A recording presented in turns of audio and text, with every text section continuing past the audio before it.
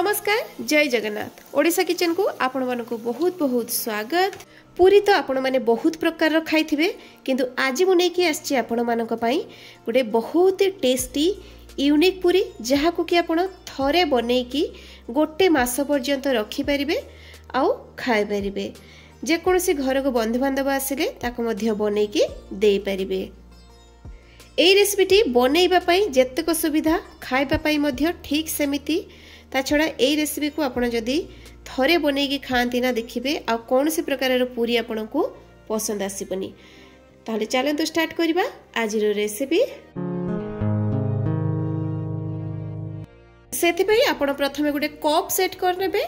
तो मु एई कप रे नउची 2 कप मापर मैदा। मैदा को आमे कोन करिबा भल भाव टिके एमती चलै नबा। जदि सफा परिष्कार मैदा थाए ताहले आपनकर नै परिबे सेमिति। तथापि आमे टिके मैदा को चलै की तयारी करिबाटा भल हबो। जहा फल रे मैदा देहरे जदि किछि अपरिष्कार थाए ताहा मध्ये तरे बाद हे जिवो। चलै सला परे मैदा देहरे 2 पिंच मापर दे देबा लूण आउ एठी नबा आमे गोटे बड़ चामच मापर घी बदल रे आपण चाहिले तेल मध्ये नै परिबे किंतु तेल अपेक्षा घी देले हमर पूरी जो बनैबा मीठा पूरी तार टेस्टा बहुत बढ़िया आसीबो। तो एबे हमें कोन करिबा ना मैदा जो देथिले घी आ लूण ताको भल भाव रे एमती मिसई नबा। 2 मिनिट तुरु 3 मिनिट धर की एमती मिसई सला परे देखिबे हाथ रे एमती मुठाई जाउथबो। एमिति जतबेले देखिबे जे भल भाव रे मुठाई जाउची सेतबेले आपण जानिबे जे हमर मैदाटा पूरा डो बनिबा पई पूरा रेडी हो गलानी। एबे हमें अल्प अल्प पानी देकी यार गोटे डो बनै नबा। जेमिति हमें अटा चकटुचे से भली प्रोसेस रे हमें याको अल्प अल्प पानी दबा आउ चकटी चलिबा। एठी जो मु मीठा पूरी बनैबा पई खाली मैदार यूज करछि। आपण चाहिले अटा गहम अटार मध्ये यूज करि परिबे नले आधा मैदा आधा गहम अटा को मध्ये नै परिबे सेइथिरे मध्ये बहुत बढ़िया हबो। तो एठी देखि परथबे डोटा हमर पूरा पूरी बनै की रेडी हे गलानी।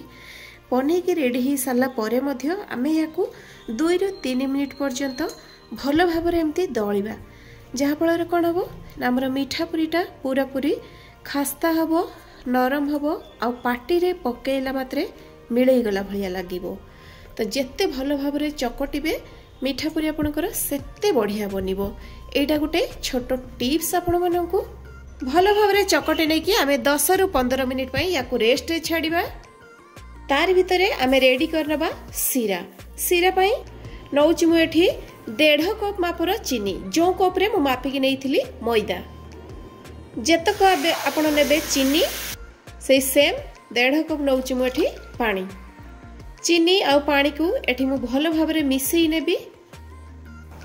एठी चीनी सीरा को हमको पूरा सीरा दरी करिवार दरकार नहीं। बस चीनी आ पानी मेल्ट हो गला परे भल भाव रे हमको याको 3 रु 4 मिनिट पर्यंत फुटै नबार अछि। आपण जति एठी मीठा पूरी को अधिक टिके खास्ता बा टाणो चाहुथिबे ताहले सीरा को आ टिके अधिका पाग धरि परिबे। नहले जदि नरम आ मीठा पूरी चाहुथांती ताहले सीरा को आपण एमती पतला ही रखि परिबे। आउ जदि गुटे टिप्स देबी जदि आपण सेमती मोटा करिया पई चाहुथांती ताहले टिके पानी रो क्वांटिटी आपण कमे देबे। माने 1.5 कप चीनी को आपण गोटे कप पानी देबे देले सीरा आपणकर पूरा परफेक्ट बनि जिवो। सीरा रो भलो कलर पई एठी हमें अल्प टिके फूड कलर दउचे। बिना फूड कलर रे मध्य आपणकर मीठा पूरीटा परफेक्ट बनिबो किंतु जेहेतु टिके सुंदर देखा जिवो सेति पे मु फूड कलर यूज करछि। आपण चाहिले याकू स्किप मध्य करि परिबे। तो एठी हमर चीनी सीराटा बहुत बढ़िया भाव रे रेडी हो गलानी। एबे हमें गैस फ्लेम को बंद कर देबा। एठी 10-15 मिनिट डोटा हो गलानी। आ देखि परथबे पूरा सॉफ्ट हो जाईची। एबे हमें यार जेमिति आपण रुटी बनांती ठीक सेमिति टाइप रो टिके लेंबू साइज रो ताठर टिके बड़ रुटी जेमिति बनांती ठीक सेही भलिया बॉल रेडी करनेबे। आपण भाबुथबे जे एटा तो पूरी हबो तो रुटी भलिया बॉल काहे कि हमें बनैबा। आपण वीडियो कंटिन्यू करंतु एमती बड़ बड़ लुई बनै नेबे। एपटे हमें रुटी बनैबा पई नै जिबा टिके मैदा बोर्ड देहरे आ जो भलिया रुटी को बेलंती ना ठीक सेही भलिया हमें रुटी को बेली नबा। एडी देखंतु एटी देखो रुटी को मुझे बनई नहीं जो रुटी बनइबे अधिका आपण मोटा करेंगे पूरा पतला पतला करके एमती बड़ बड़ साइज रो बनई नेबे। तो ये आम रुटी को बनई सारिकी कौन करवा सब रुटी को मुझे बनई नहीं सब रुटी को बनई नहीं सारापर गोटे एमती रुटी बड़ देहरे रखीदे और रखीदे तापर आम देदेबा घी घी देवा फल कौन हम ना पूरा लेयर होगी रु खुली जीव। तो घी एमती लगेदेबा घी दे सारा पर ये मुझे गोटे छालनी रे मैदा तो मैदा को एमती हल्का हल्का करके आम तापर चलैकी नवा चलैकी एमती नेबे गोटे छांकणी साहाय्य जहाँफल चारिआडे पूरा खेलैकी भल भाव एमती रहिबो। दे सारा पर तापर आम आउ गोटे रुटी को रखीदबा रखीदेकी या परे मध्य मु एमती घी लगेदेली आउ हल्का हल्का तापर मैदा को मु एमती देदेली। तो ये मु पूरा 4टा रुटीर लेयर बनई आपड़ चाहिए 3टा रुटीर लेयर बन पारे 3टा 4टा 5टा 6टा जितेटा रुटी आपणकर जमीती लेयर पसंद ठीक सेमती दे पारे एमती लेयर करने की आम एमती धीरे धीरे ताकू रोल भलिया करनबा आ ये जो रोल भलिया करबा बिल्कुल भी अधिका चापिबेनी पूरा हल्का हल्का हाथ रे एमती रोल करनेबे। रोल करने की भल भाव टिके एमती ताकू ये जो साइड रे अच्छी ताकू एमती टिके करदेवे जहाँ फल से सील हो जदि भी लागू न थाए ताकू आपण पानी हाथ देके जोड़ी दे पारिबे। एबे आमे जो रोल भलिया करदेले ताकू कोन करबा ना साइड रो एमती छोट छोट पीस रे एमती छुरी को चलैके काटी नबा। ए काटिला बेले मु आपन को एठी गोटे टिप्स कहिबी आपण बेसी प्रेशर करके काटिबेनी हल्का हल्का एमती छुरी को घसी घसी की छोट छोट करके एमती काटी नेबे जेमती कि आपण वीडियो रे देखि परथिबे मु बिल्कुल भी प्रेशर कर दउनी हल्का हल्का एमती काटी नेबे बस देखि परथिबे बहुत बढ़िया पूरा लेयर बनीची।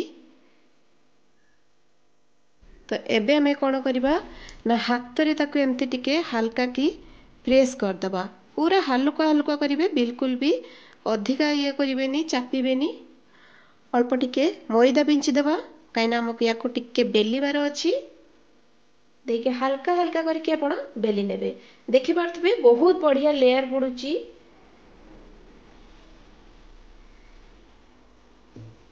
देखंतु मैं आपन को देखौची केते सुंदर लेयर पड़ची देखंतु ठीक एई भली प्रोसेस रे आमे सबु को तयारी करनबा।